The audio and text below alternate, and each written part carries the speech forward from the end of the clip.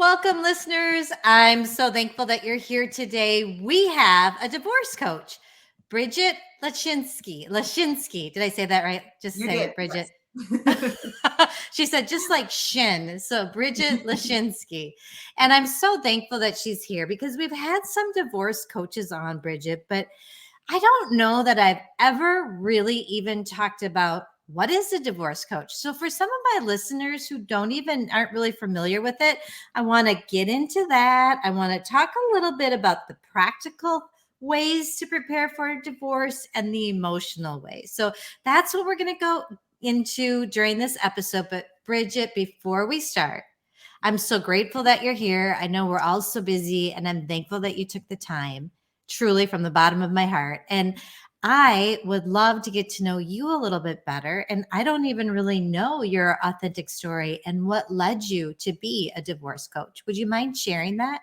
Yeah, absolutely. So I myself was divorced around 13 years ago, and my husband and I at the time didn't know the process. We didn't know what to do. So we just both lawyered up, and we were pretty amicable. We could have probably went through the divorce and used a mediator.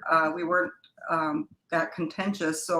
But we didn't know any better, and we both got attorneys. It ended up taking like a year-long process, and we ended up spending like $40,000.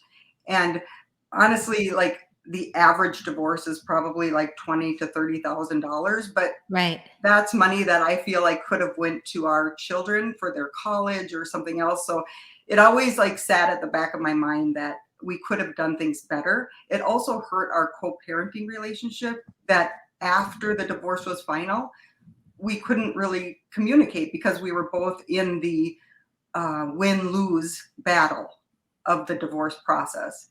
And so I'm so thankful that you're talking about this, Bridget, because I mean, and I sometimes forget one of my main goals is to help people know that there's a better option. Yeah. And even if you are a little bit contentious, if you're both dedicated to working together, you can say, I mean, $40,000 is a lot of money when you are kind of on the same page about everything. There's a lot of better ways. And I love to help people through a divorce mediation. So just getting that word out is so helpful. So maybe one of the things you would have done differently if you would have known was to do it collaboratively or with a mediator. I wish I would have known about a divorce coach, because I certainly would have gotten one just to get the direction, the knowledge, the landscape of what to expect before it was happening. A lot of times I was scrambling to find information that I needed from my attorney. I was working full time, and so I just felt overwhelmed with being a single mom, work, and the divorce itself. Yeah. So that was really a difficult time for me. And I hear like statistics that 3 to 5% of the workforce will go through a family transition, like a divorce, in a year, and you lose like 40% productivity from that person during that time. And so it's such a needed thing for employees, also just everyday people. Anyone who's going through just needs someone to walk alongside of them to help them through that process. So you went through this and then you kind of had an aha moment and went, oh my gosh, if someone would have been there to tell me about a better way, I could have used them. And is that how you got into divorce coaching? And then tell us a little bit about what divorce coaching is too. Sure. Well, my background is actually in sales and marketing. And I was coming to a place prior to COVID where I was like, I'd like to try to get into something different. And I took an assessment and coaching came up. And so I was thinking business coaching, what kind of coaching? Well, my husband's a divorce mortgage specialist. He came home and was talking about just work things. And I'm like, there should be a divorce coach. And I Googled it, and sure enough, there has been divorce coaches. They've been around for like 10 years. So I went through the certification and got certified, and then started my practice. Awesome. I'm so glad that you're there, because it's kind of getting your team together when you're going to go through something like this. And I'm guessing that you would kind of recommend that when someone is thinking about divorce, maybe that coach, I mean, there's probably a lot of people that could be the first person to call, but that divorce coach might be the first one.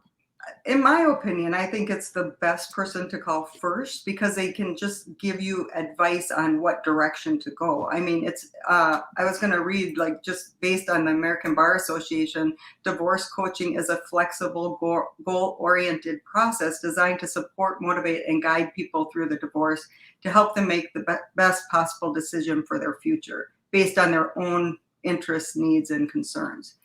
And so that, to me, is someone that you can call on, and they will give you referrals to other professionals that they need. They can open up ideas, concerns. They can help you focus forward on what you want at the end of the divorce. They can help you think of a divorce budget. A lot of people don't think going into a divorce, what do I want to budget for the divorce? You know, we budget for Yeah. school, retirement, a new home, anything, but we don't budget with our divorce. We just kind of go in blindly.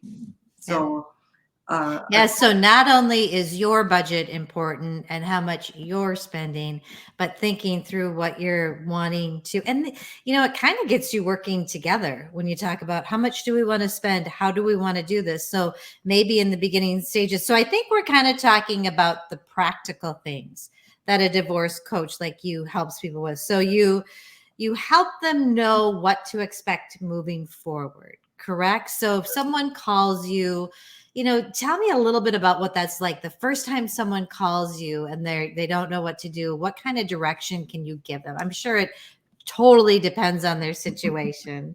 Yeah, it does depend on where they're at in the process. A lot of the clients that I work with are pre-divorce, so they're thinking about divorce, and they just want to know what to expect if they do decide to move forward.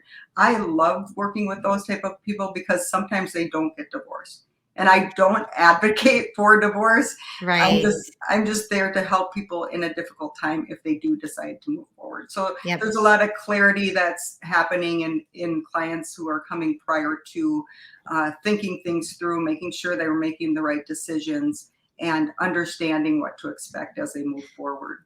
Well, and what I just kind of grabbed onto is you're kind of a divorce/marital coach, Kind right? of, yeah. Sometimes I recommend that the two of them go to maybe like a weekend retreat to try to help Mhm. communication, or maybe they go to what's called discernment counseling, Yeah. or to try different things that they haven't tried, if there is still hope within saving the marriage.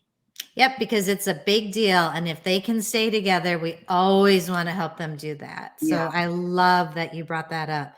Okay, so now let's say you're working with them, they're moving on, and they're ready. They're ready to move forward with the divorce, and they're feeling uncomfortable about bringing it up to their spouse. And Bridget, I feel like I have walked clients through this who, boy, do they feel a lot of guilt when they're the one, bringing it up and wanting to move forward. So, how do you kind of help people tell the other spouse or let them know what they're needing? Right. And so that's so important because how they're presenting it can start the path to moving forward with the divorce. And if they're going into the discussion and they want to try to hash out more than they really just need to say the basics of, here is what I'm feeling. They don't need to say anything from the past, because if you've decided to move forward with divorce, the time to look back is done. The time to look forward is now. And so it's really just saying what you need to say, allowing the other person to feel what you're saying, say what they need to say, and then cutting the conversation short and waiting an amount, like couple days, before they come back to discussing what that looks like, because that person needs to come up to the same level as the client who's coming in saying they want a divorce. Right. Give them a little time to catch up with where you are. And it sounds very businesslike. Right. It doesn't, and we'll talk about the emotional in a little bit, because I know it, about triggers and all that. But what about the kids? A lot of times I try to help people, and there's a documentary film that I have that helps us see divorce through children's eyes. But how do you advise people? Everyone's always wondering, how do I tell my kids? Well, I feel it's best to tell your kids together if Mhm. you can. And the sooner, the better, because kids are intuitive and they can feel your emotions. They can feel what's happening in the house. And if you're not sleeping together anymore, if you're in different rooms, they know that something's happening. And they're probably thinking it's because of themselves. And so the sooner you can sit down with the kids and explain that what's going to happen, that you're both going to love them, you're both going to be in their lives, and that the future will be different, but you'll still be a family, just a two-home Mhm. family. At least it gets it on the table that the kids can start dealing with it. They're not questioning what's happening if you don't tell them. Right, right. That totally makes sense. And I would think maybe so what I've heard in the past, so it probably depends on the ages, right, of the Yeah, kids. So those older kids who are picking up, maybe the younger ones, you wait a little longer till you have it all kind of said and done. But I'm not sure. But one thing that is true that I've learned is they always want information and they want to know why and they want to know reasons. And I think what you're saying about kind of being business and not, I know one little tip that I heard is to never say, we don't love each other anymore, because then they might go to, oh, well, then when are they going to stop loving me? But yeah, instead, we're not getting along. We're going to live better separate, and to kind of lay it out how it's going to be. And yes, to make sure they know that you are both love them. You're still a family. And those are the kids that I've seen that really thrive through it. right. Yep. So I think, yeah, right from the get-go to just do it right. And you know what? Don't beat yourself up if you didn't. There's time. That's another thing. I don't want someone listening to be like, oh, no, that's not how I did it. It's okay. But Right. it's a great way to do it if you can. And then, okay, so I have one more practical question. How do you tell your clients to prepare for either that first attorney meeting, or if they're using a mediator together, how can they prepare for that? Because my clients always need to know that. Right. Yeah. So I think people have a misconception that divorce coach will add to their fees for their divorce, and really working with the divorce coach will reduce their fees, because instead of talking to the attorney unprepared and spending whatever amount of money, they're talking to a divorce coach who is a third of the price and getting organized. So then when they do meet with the attorney, they have all their questions in order. They are working through their emotional part of the divorce. So they're coming in as a credible client to the Mhm. attorney, and also the mediator. They have things in order. They have their budgets in order. They have finances. They have what they want at the end of the divorce, what they're thinking about parenting plan. So that they're understanding the process prior to stepping into the arena. And it does make things go smoother and quicker because on my consultation is free. And when people have a budget, have an understanding, we can actually already start talking about real important things, Right. like child support and alimony. So yes, being prepared. And again, it's okay if you're not. When you come to me, I can ask you those questions, but you will get more out of it. So I like what you said about using, especially with attorneys, having a divorce coach with you, hand in hand with you, will save you money and it will help you be prepared. So great, great point.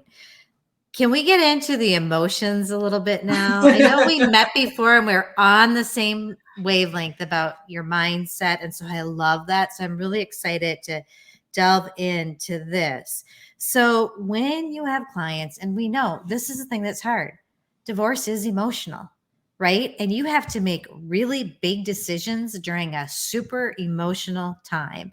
So, how do you help your coaching clients kind of get control over that so that they can still use, I call it their sage brain or their prodigy brain? Yeah. So usually what I do with most clients, right in the first one or two sessions, is work on finding their best self and also their values. And if you know those, we can use that through the divorce process of who are you at your best self and what are your values. So when you're looking forward, trying to project what you want at the end of the divorce, that you can keep those goals in mind. So anything else outside of those goals, you're letting go, and you're just trying to be your best self in that process.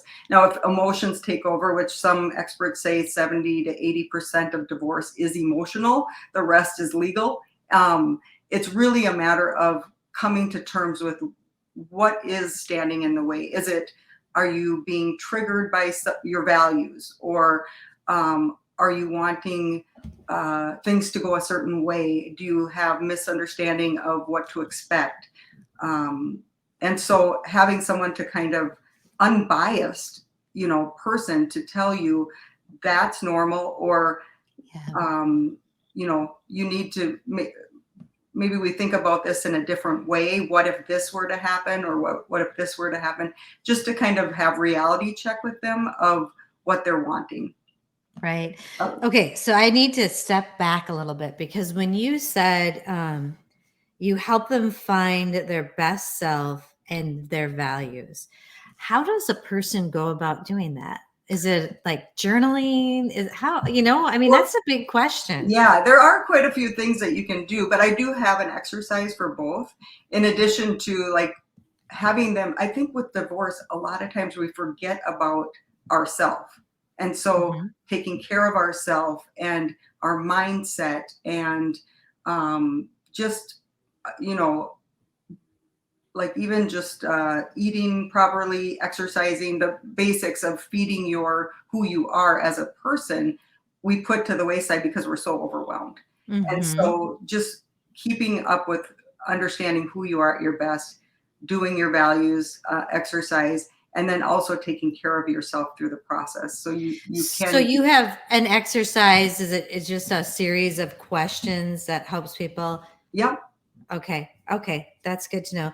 Okay. Now, the other thing I have to ask you, because this is always, and I try to help people with this so much, but if they're triggered, right? How, and it's in the moment and they're sitting in front of this person, what can they do? yeah. You So know, what I tell people is, first of all, understanding what your triggers are. Like, what is it in that person that you tend to? I mean, you've been married to this person for so long, you probably know the things that are going to cause a fight. And if something is said, like how you're going to react. So, understanding that before going into the conversation can help you stop. Like, it's like going through a barbed wire fence and getting your sweater caught. yep. You don't keep pulling it to pull the sweater, but you back up and unhook yourself. And that's kind of the same thing. Seeing the warning of what you're going to be triggered about, and then catching yourself and then backing up and not falling into that. Well, and the thing that I love about this is that can help you in your marriage Right. too. Right. Right. And so the thing that I love is that I feel like I don't want people to ever be back here again. I want them to get some tools so that moving forward, they have a better relationship. Yeah. And I swear that's why I've been married for 31 years, because I have learned so much. So, even I need to be aware of where I get triggered by my husband. Be Yeah. aware of it. Then I can catch it and, kind of take a couple breaths, get the Yep. emotion out of it. Because I think kind of the one of the last things I kind of want to talk about is I mean, it's so important not to be triggered when it's about your kids, because Right. co-parenting is probably about the most important thing you're going to do through your, with the divorce when you have kids. So, how do you help people with their co-parenting communications? Yeah, so a lot of times it depends on where they need the help. A lot of what I have been doing lately is people going through the divorce and communication back and forth in email through our family wizard or email itself. Is they have a cycle of communication that they've had throughout their marriage. So you could say something not understanding that it's going to be triggering to the other person, but it might be a little dig that you don't even realize you're doing. So a lot of times I'll help them look at what they're saying, correct what they're writing minus a couple words or something, and then Mm-hmm. sending it to the other person. And they're always surprised at, oh my gosh, I actually got a good reaction from this person. just by changing that one little bit. We just don't understand the cycles that we create in our marriage and how it can be negatively affecting. Right. It's funny that you brought that up because I've been playing around with Chat GPT. Oh, yeah. A little bit, but I feel like you could go into that as well and say a nice way to ask for blah, blah, blah, because Right. I can't believe the stuff. I don't know how I feel about it, but I can't believe how helpful it can be to maybe use a different voice.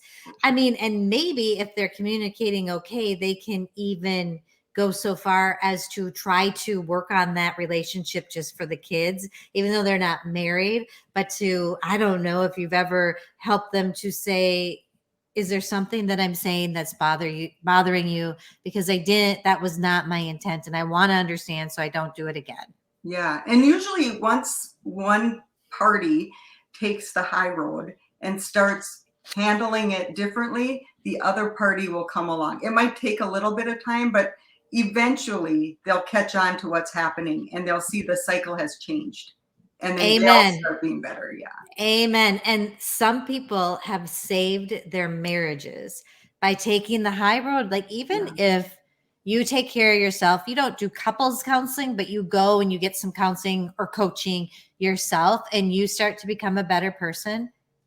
Kind of crazy how oftentimes the other person in the relationship comes along beside you and starts to also, it's catchy. Yeah, for sure. So yeah, so all of this is just so good just for life in general, but especially when you're going through something really hard like divorce, and especially when you have kids and you want to do it a better way so that you can still relate. And I have grandkids. I can't imagine not being able to be in the same room with an ex with my grandkids, because that's such a special time. So start healing your relationship now, because you are going to be involved together for the rest of your lives when you have kiddos. Yeah, whether you're married or divorced, you'll still be together. I mean, you'll be at the graduations, at the weddings, and so yeah, having a good relationship is so important. Yep, amen. I so agree. Okay, so this has gone extremely fast, but at the end, because I'm in my barn and I've got my saddles over there, I have what I call the saddle up segment, where I just get one little tidbit or piece of advice, something that you would throw out to our listeners right now. Can be something that you already said, so that they can just have a better life moving forward. I think with any part of either life transitions or just wanting to be the best that we can be is really focusing on our mindset and having gratitude for the little things in life. And so if I were to leave your clients with anything, it would be that have a gratitude journal, go outside, be in nature, go for a walk, get exercise. But any part of life that we're having a struggle with, that's always a good start to moving forward. I love that piece of advice, and I have found it in my own life. If I'm circling into some kind of bad thoughts or difficult thoughts, if I can start thinking about, even if it's something little, even if I'm sitting there, petting my dog, and I think, oh my gosh, I'm so thankful, he's so soft. You can't think the two things at the same time. And it works. It's amazing. And it works. So I love that you said that. That's so good. And Bridget, if my listeners want to get a hold of you and want some divorce support, how can they find you? You can reach me at my website, which is www.thebridgingcoach.com. All right. And that will be in our show notes so people can find you there. So Bridget, again, thank you so much for all this helpful information. Thank you. Take care. Bye-bye.